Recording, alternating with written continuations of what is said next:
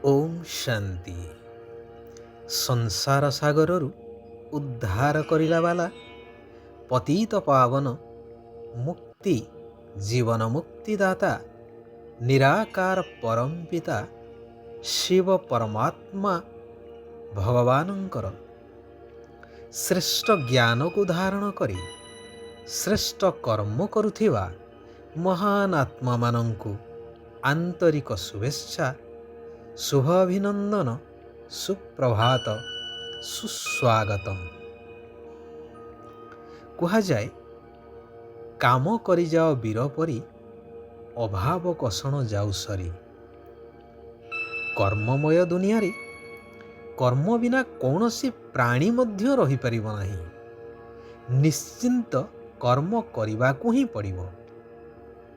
ହଁ, ତାହା ଶ୍ରେଷ୍ଠ କର୍ମ ହୋଇପାରେ, ସାଧାରଣ ହୋଇପାରେ, ଅଥବା ଅପକର୍ମ ବା ବିକର୍ମ ହୋଇପାରେ। ତେବେ ଯେପରି କର୍ମ ସେହିପରି ପ୍ରାପ୍ତି ମଧ୍ୟ କର୍ମ ଅନୁଯାୟୀ ହୋଇଥାଏ। ତାହା ମନୁଷ୍ୟର ମାନସିକତା ଏବଂ ସଂସ୍କାର ହିସାବରେ ହିଁ ହୋଇଥାଏ, ଯାହା ସମାଜ ଉପରେ ତାର ପ୍ରଭାବ ପରିଲକ୍ଷିତ ହୋଇଥାଏ। କାହାଣୀଟିଏ ମନେ ପଡ଼େ। ଗ୍ରୀଷ୍ମ ଦିନର ଏକ ଦ୍ୱିପହରର ସମୟ, ପ୍ରବଳ ଖରା। ପଥିକମାନେ ଯିଏ ଯେଉଁଠି ଶୀତଳ ଛାଇର ଆଶ୍ରୟ ଖୋଜୁଥାନ୍ତି, ଗୋଟିଏ ବିଶାଳ ଆମ୍ବ ଗଛ ଛାଇରେ ଜଣେ ପଥିକ ଶୋଇଥାଏ। ଗଛରେ ସୁନ୍ଦର ଆମ୍ବ ମଧ୍ୟ ପାଚିଥାଏ। ହଠାତ୍ ଗୋଟେ ଛୋଟ ସୁନ୍ଦର ପାଚିଲା ଆମ୍ବଟିଏ ବ୍ୟକ୍ତିଟିର ଛାତି ଉପରେ ପଡ଼ିଲା। ଲୋକଟି ଅତି ଆନନ୍ଦିତ ହେଲା, ହେଲେ ପର ମୁହୂର୍ତ୍ତରେ ଚିନ୍ତିତ ହେଇଗଲା। ଭାବିଲା, ମୁଣ୍ଡ ତଳେ ହାତ ରଖି ଆନନ୍ଦରେ ଶୋଇଛି, ମୁଣ୍ଡ ତଳୁ ହାତକୁ କାଢ଼ିବି, ଆମ୍ବକୁ ଉଠେଇବି, ପୁଣି ପାଟିରେ ପୂରେଇବି, ନା ନା, ଇଏ ଭାରି କଷ୍ଟ କାମ। ଏହା ଭାବି ରାସ୍ତା ଉପରକୁ ତେର୍ଛା ନଜରରେ ଚାହିଁଲା। ଦେଖିଲା, କିଏ କାଳେ କୋଉଠୁ ଆସୁଥିବ। ଯୋଗକୁ ଜଣେ ବ୍ୟକ୍ତି ରାସ୍ତାରେ ଯାଉଥିବାର ସେ ଦେଖିଲେ।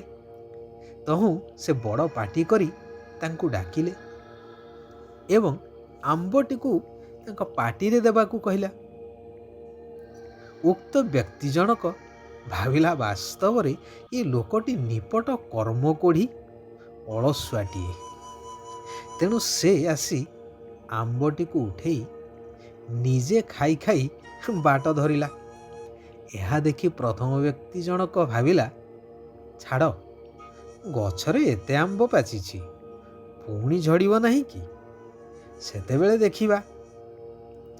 ଏଠାରେ କାହାଣୀଟିକୁ କହିବାର ତାତ୍ପର୍ଯ୍ୟ ହେଉଛି, ବର୍ତ୍ତମାନ ସମାଜରେ ପ୍ରାୟତଃ ବ୍ୟକ୍ତି କର୍ମକୁ ଭୟ କରି କେହି ତ ସଂସାର ତ୍ୟାଗ କରୁଛି, କିଏ ନିଜର ସବୁ କିଛି ଥାଇ ମଧ୍ୟ ଅନ୍ୟ ପାଖରେ ଆଶ୍ରୟ ଖୋଜୁଛି, ସହଜରେ ବିନା ପରିଶ୍ରମରେ କିପରି କିଛି ପାଇଯିବ।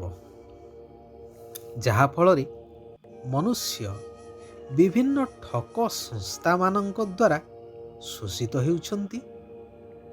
କେହି କେହି ମଠ ମନ୍ଦିରରେ ଯାଇ ଲୋକ ଦେଖାଣିଆ ଭକ୍ତ ସାଜି ଅନ୍ତରରେ ଭକ୍ତି ନଥିବ, କେବଳ ନିଜର ଇଚ୍ଛାକୁ ପୂରଣ କରିବା ପାଇଁ ଭକ୍ତ ସାଜି ରହିଯାଉଛନ୍ତି, ମାଗଣାରେ ଖାଇ ପିଇ ରହିବାର ଉଦ୍ଦେଶ୍ୟ ନେଇ। ହେଲେ ଶାସ୍ତ୍ର ହେଉ ବା ବିଜ୍ଞାନ, ସବୁ କ୍ଷେତ୍ରରେ କର୍ମକୁ ପ୍ରାଧାନ୍ୟ ଦିଆଯାଇଛି।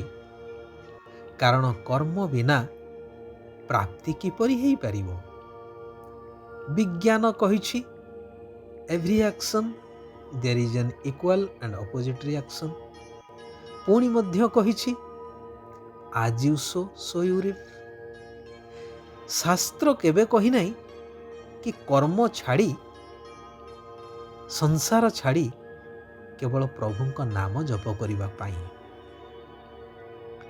ଭଗବାନ କହୁଛନ୍ତି ତୁମେମାନେ ଏଇ କର୍ମକ୍ଷେତ୍ରକୁ ଅଭିନୟ କରିବା ପାଇଁ ଆସିଛ, ତେଣୁ ତୁମକୁ କର୍ମ ତ ନିଶ୍ଚିନ୍ତ କରିବାକୁ ପଡ଼ିବ। ଶରୀର ନିର୍ବାହ ଅର୍ଥେ କର୍ମ କରିଚାଲ, ତତ୍ ସହିତ ଆତ୍ମାର ଉନ୍ନତି ପାଇଁ ମୋ ସହିତ ବୁଦ୍ଧିର ଯୋଗକୁ ଲଗାଇ ରଖ। ଆତ୍ମାର ସ୍ୱଧର୍ମ ହେଉଛି ଶାନ୍ତି। ସେଥିପାଇଁ ଶାନ୍ତି କାହାକୁ ମାଗିବାର ଆବଶ୍ୟକତା ନାହିଁ। ନିଜର ସ୍ୱଧର୍ମରେ ସ୍ଥିତ ହୋଇଯାଅ। ଶାନ୍ତି ନିଜ ଗଳାର ହାର, ଆପେ ଆପେ ତାହା ହିଁ ଛାଇ ପରି ସାଥିରେ ରହିବ। ଏହି ସୃଷ୍ଟି ନାଟକର ପ୍ରତ୍ୟେକ ଦୃଶ୍ୟ ପୂର୍ବ ନିର୍ଦ୍ଧାରିତ, ପୂର୍ବ ପ୍ରସ୍ତୁତ, ଅର୍ଥାତ୍ କଳ୍ପ ପୂର୍ବେ ଯାହା ଘଟିଥିଲା ଏବେ ସଠିକ୍ ଭାବରେ ତାହାର ପୁନରାବୃତ୍ତି ହିଁ ହେଇ ଚାଲିଛି। ଏକମାତ୍ର ପରମାତ୍ମା ହିଁ ଏହାର ପ୍ରତ୍ୟେକ ଦୃଶ୍ୟ ବା ଘଟଣାବଳୀକୁ ଜାଣିଛନ୍ତି। ହେଲେ ଆଗକୁ ବା ଭବିଷ୍ୟତରେ କ'ଣ ହେବ ନିର୍ଦ୍ଦିଷ୍ଟ ତାରିଖ ସହିତ କିଛି ମଧ୍ୟ କହୁନାହାନ୍ତି। ଯଦି କହିଦେବେ ତେବେ ସୃଷ୍ଟି ନାଟକର ମହତ୍ଵ ହିଁ ସମାପ୍ତ ହୋଇଯିବ, ବାସ୍ତବିକତା ସମାପ୍ତ ହୋଇଯିବ। ସେଥିପାଇଁ ତୁମକୁ ଏହି ସୃଷ୍ଟି ନାଟକର ପ୍ରତ୍ୟେକ ଦୃଶ୍ୟକୁ ଦେଖି ଯାହା ସବୁ ଘଟୁଛି କେବଳ ସାକ୍ଷୀ ହେଇ ଦେଖିବାର ଅଛି। ମୃତ୍ୟୁର ଯଦି ତିଥି ତାରିଖ ଆଗରୁ ଜଣାଥିବ ତେବେ ଶେଷ ସମୟରେ ଭଗବାନଙ୍କର ସ୍ମୃତି କିପରି ରହିବ? କେବଳ ମୃତ୍ୟୁର ସମୟକୁ ଗଣି ଗଣି ଚିନ୍ତିତ ଆଉ ଦୁଃଖିତ ରହିବା ହିଁ ସାର ହେବ। ତେଣୁ ସୃଷ୍ଟିର ଅନ୍ତିମ ମହାବିନାଶର ପ୍ରଳୟଙ୍କାରୀ ଦୃଶ୍ୟ ଦେଖିବା ପାଇଁ ମହାବୀର ସ୍ଥିତିରେ ରହି ଅଟଳ ରହିବାକୁ ହେବ। ନିରାକାର ଶିବ ବାବାଙ୍କର ସ୍ମୃତିରେ ରହି ଶରୀର ଛାଡ଼ିବାକୁ ହେଲେ, ଅର୍ଥାତ୍ ମୁକ୍ତି ଆଉ ଜୀବନ ମୁକ୍ତି ପାଇବାକୁ ହେଲେ ନିଜର ଆତ୍ମିକ ଅବସ୍ଥାକୁ ପରିପକ୍ୱ କରିବାକୁ ହେବ। ନିଜକୁ ସୂକ୍ଷ୍ମାତି ସୂକ୍ଷ୍ମ ଜ୍ୟୋତି ସ୍ୱରୂପ ଆତ୍ମା ଭାବି ଏକ ନିରାକାର ଜ୍ୟୋତି ସ୍ୱରୂପ ପରମାତ୍ମାଙ୍କ ସ୍ମୃତିରେ ରହି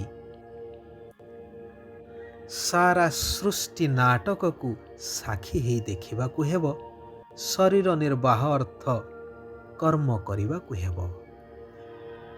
ଯେଉଁ କଥା ହିଁ ଏହି ଶ୍ରେଷ୍ଠ ପାଠପଢ଼ା ଦ୍ୱାରା ପ୍ରାପ୍ତ ହୋଇଥାଏ, ତେଣୁ କୌଣସି ବି କଥାରେ ସଂଶୟ ବୁଦ୍ଧି ହୋଇ ପାଠପଢ଼ାକୁ ଅର୍ଥାତ୍ ଏହି ଈଶ୍ୱରୀୟ ଜ୍ଞାନକୁ ଛାଡ଼ିବା ଅନୁଚିତ। କ'ଣ ହେବ, କିପରି ହେବ ଇତ୍ୟାଦି ଇତ୍ୟାଦି ବିସ୍ତାରର କଥାରେ ନିଜର ସମୟକୁ ନଷ୍ଟ କରିବା ଉଚିତ ନୁହେଁ। ସାକ୍ଷୀ ହୋଇ ସବୁ ଦେଖି ନିଜର ସ୍ଥିତିକୁ ମଜବୁତ କରିବା ଦରକାର। ଶିବ ବାବା କହୁଛନ୍ତି, ମନ, ବଚନ, କର୍ମ ଏବଂ ସମ୍ବନ୍ଧ ଆଉ ସମ୍ପର୍କରେ ପବିତ୍ରତାର ଧାରଣା ଦ୍ୱାରା ପରମ ପୂଜ୍ୟ ଆତ୍ମା ହୁଅ। ପବିତ୍ରତା କେବଳ ବ୍ରହ୍ମଚର୍ଯ୍ୟକୁ ବୁଝାଯାଏ ନା। ମନରେ ଯଦି ସଂକଳ୍ପ ଆସିଲା, କାହା ପ୍ରତି ନକାରାତ୍ମକ ସଂକଳ୍ପ ଆସିଲା, ତେବେ ତାହା ମଧ୍ୟ ପବିତ୍ରତାର ଲକ୍ଷଣ।